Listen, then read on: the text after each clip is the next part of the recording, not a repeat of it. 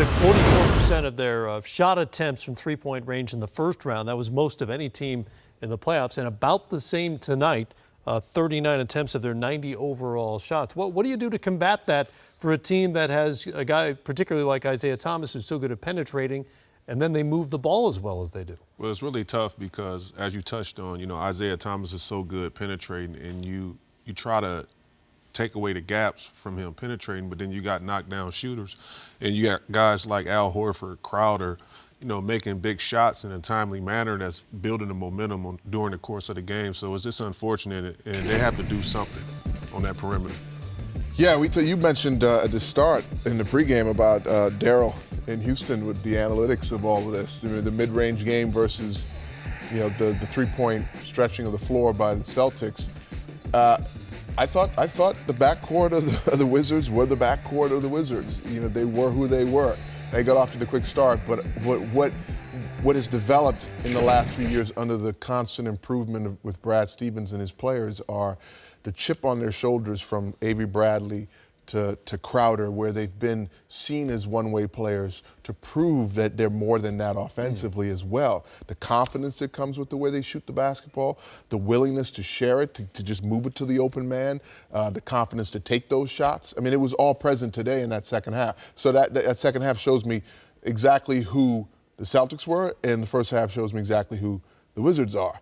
And now it's who can hold the most minutes together on the floor and dominate their style. And Celtics got back to it quick being at home. We'll see if the Wizards can answer that.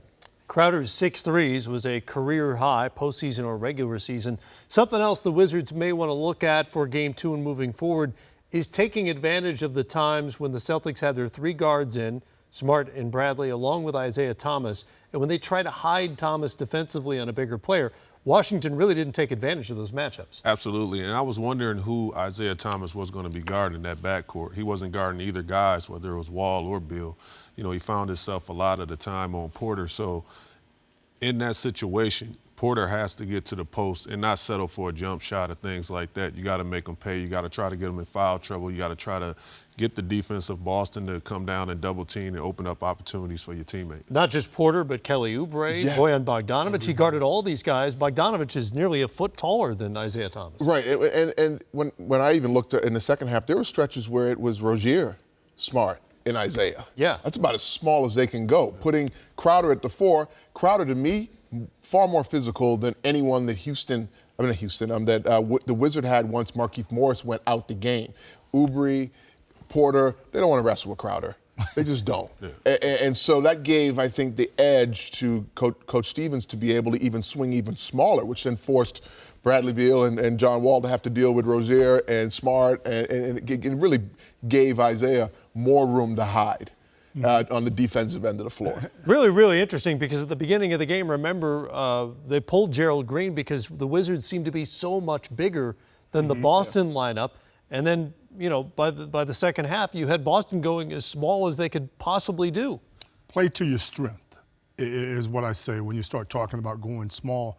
Made them more effective offensively. One of the ways they got back in this game was to pick up the pace, create easy opportunities. And touching on the point as far as Isaiah Thomas not being forced to play defense, you got to make him play defense. You can't allow him to stand around. One of the ways to equalize great offense is to force the great offensive player to play a little bit of defense. It makes him tired. You can possibly get the guy in foul trouble. There are a lot of different ways that you can force this guy to be a defender and not allow him to sit around, rest on the defensive end of the floor, and be able to score the basketball and create for others. And at least he's having to chase, well, not in this one. A lot of these possessions, the guy he was guarding was just standing in a corner. Absolutely, and you want to see that guy slashing and being an option in the offense. And, you can't have Isaiah just, like you said, just hiding like that, man. You got to make him pay for that because he's going to be extremely fresh on the offensive end, and you don't want that if you're the Washington Wizards. Yeah, and that was probably the first out of the 3 plays we saw Bradley Beal get a chance to get a switch onto Isaiah in that pick and roll for the first time. Most of the time he was off on the weak side, which is a luxury. It's a luxury. Yeah, just resting on the other end. Interesting to see if Scott Brooks comes up with a counter to that move for Game 2 and moving forward.